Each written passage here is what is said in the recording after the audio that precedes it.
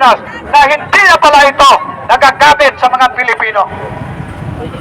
Tayo, i-remind ko lang sa mga Pilipino na mga nakikinig ngayon nandito.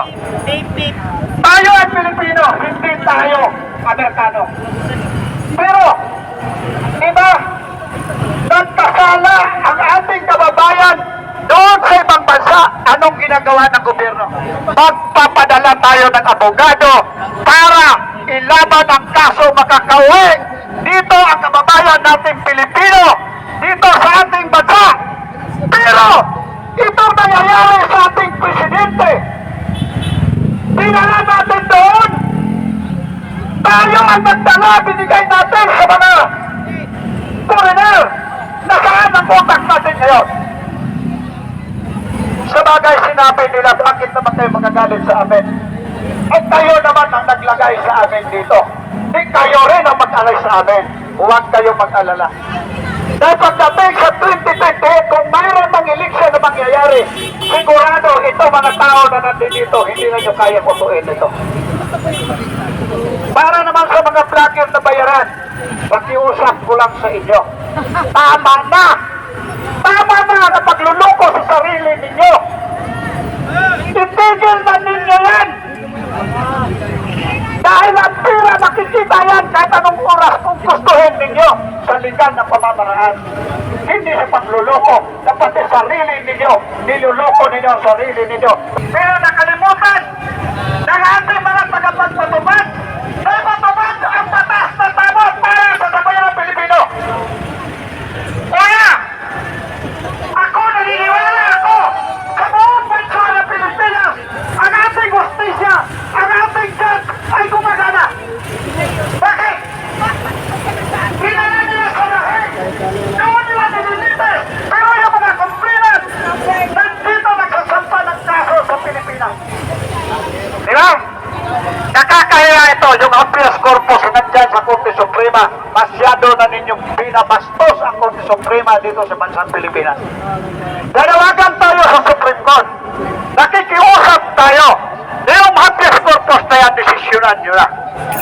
Dahil masyado nang pinababoy dito sa Pilipinas ang ating justisya. Pinababoy na ang ating mga korte dito. Bakit? Hindi ninyo magawa yan. Nasaan na ba pinangako ng mga malalaking isda na dapat makukulong ay hanggang ngayon yung naglalahad ng katotohanan, yun ang inimbestigahan, yun ang kinakasuhan. Nasaan ang hustisya sa Pilipinas? Kasi kung ang hustisya dito sa Pilipinas hindi na pala gumagana at doon na tayo sa international palagi, isara na natin lahat nito. Sayang ang budget ng pawis natin, sayang ang buhis natin na sinasahod ng ating mga judge dito sa bansang Pilipinas na hindi na pala ito nagagamit sa mga Pilipino. Tayo, i-remind ko lang sa mga Pilipino na mga nakikinig ngayon nandito. Tayo ay Pilipino, hindi tayo Amerikano. Pero, diba, nagkasala ang ating kababayan doon sa ibang bansa. Anong ginagawa ng gobyerno? Magpapadala tayo ng abogado para ilaban ang kaso makakauwi. Dito ang kababayan nating Pilipino, dito sa ating bansa. Pero, ito nangyayari sa ating presidente. Dinala natin doon. Tayo ang nagdala, binigay natin sa mga foreigner. Nasaan ang utak natin ngayon? Sa bagay sinabi nila, bakit naman kayo magagalit sa amin? At kayo naman ang naglagay sa amin dito. Di kayo rin ang mag-alay sa amin. Huwag kayo mag-alala. Dahil pagdating sa 2028, kung mayroon ng eleksyon na mangyayari, sigurado ito mga tao na nandito, hindi na nyo kaya kutuin ito. Para naman sa mga vlogger na bayaran, pakiusap ko lang sa inyo. Tama na! Tama na na pagluluko sa sarili ninyo! Itigil na ninyo yan! Dahil ang pira nakikita yan kahit anong oras kung gustuhin ninyo sa legal na pamamaraan. Hindi sa pagluloko, dapat sa sarili ninyo, niluloko ninyo ang sarili ninyo. Hindi lang ang bansang Pilipinas ang niluloko ninyo. Nakikita natin kung gaano kakurat ngayon. Mayroon pala akong ipapakiusap sa mga elected natin. Dahil alam ko ngayon, mapapanood nila ito mamaya. Pakikiusap lang sa mga elected natin. Mayor, Governor, Congressman, Senador, Vice President, hanggang Presidente. Lahatin na natin. Lahatin natin sila. Mayroon tayong pakikiusap. Ako, opinion ko lang ito. Kasi noong araw nyo naman ng kalakaran.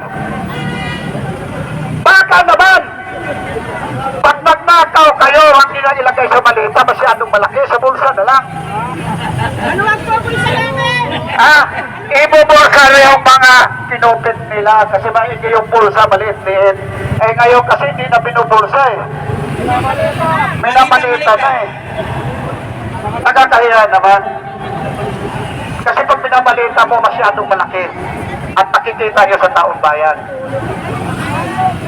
Ang iba, takot lumantad, takot magsasalita. Kasi ang nagsasalita daw, kinakasuhan. Ay bakit naman tayo matakot ng kasuhan? Tayo lang naman naglalahat sa katotohanan. Tayo naman nagsasalita sa entiplado para maintindihan sa taong bayan. Diba? Ako hindi matakot pag nagsasalita. Dahil mula pa sa pagkabata ko, lumaban ako para sa sambayanan Pilipino, hindi sa sarili ko. Mabuhay sa bayan Pilipino! Ha? Mula noon pa, tadyak pa lang ang dala ko, lumalaban na ako sa karapatan ng ating mga inaapakang mga maliliit na kababayan. Umansinso lang ako ng konti.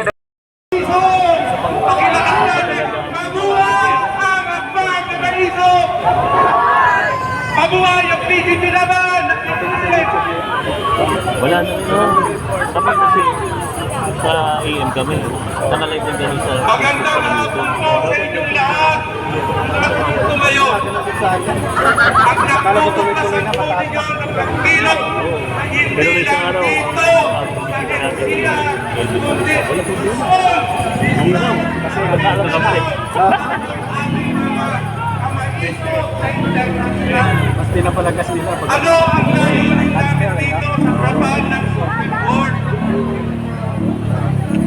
Ang aming tingin ng pagkilos kayo dito. Di ba yung PWI? WWAT 1098. Kasi sa Bulipad lang ang stasyon namin sa Dumlaw. Sa Dumlaw? Nasa loob ang stasyon. At yung dalawa mo, hindi sa Dumlaw lang natin.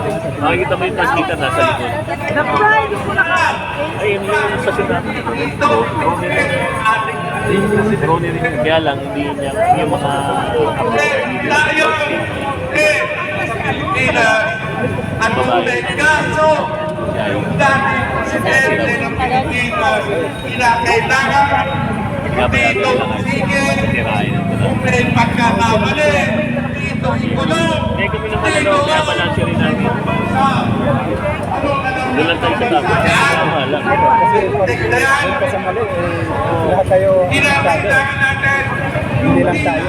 Kasi alam ko si Totoo. ito ang ating SUV, matagal na yan. Kaya lang, masyadong garapal na yun. Doon tayo tayo sa lesser evil. Yung sobe, okay lang yan, pero parang yan parang sumubra na. Dati sobre-sobre lang. Parang kalahati na nga. Ngayon malita na. Oo nga. Hindi lang isa, pagdalawa ka. Yan ba gusto natin? Nakakatatlong taon na yung administrasyon. Tayo. Yan ang gusto natin. Bakit po kayo masagsahil sa akin? Hello. Meron po iba't ibang option. Ang kinakailangan natin ay yung isigan, Next move. tapang at Ay, na-issue, tsaka ano, yung gusto natin Kumito pa siya kanina. Hindi yung puro pagnanakaw. Kaya kita nyo ang mga barangay natin. Bayma, at lantaran ng shabu sa mga barangay. Siya ba ang gusto natin?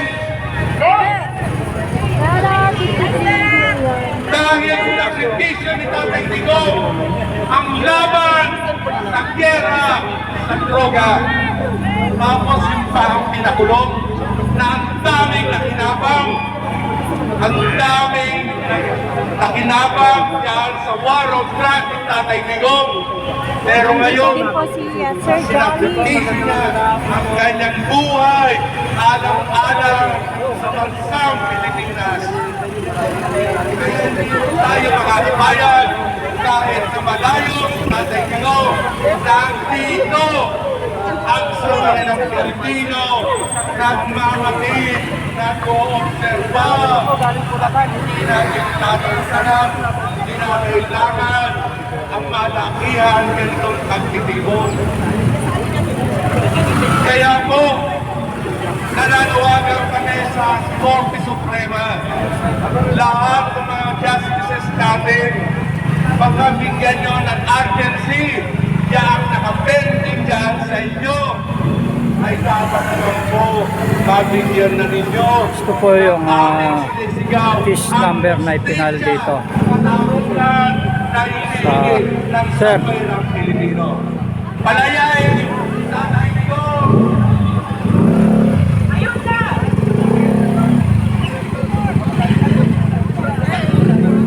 Kaya po, pagpapatuloy ng programa natin, tinatawagan po natin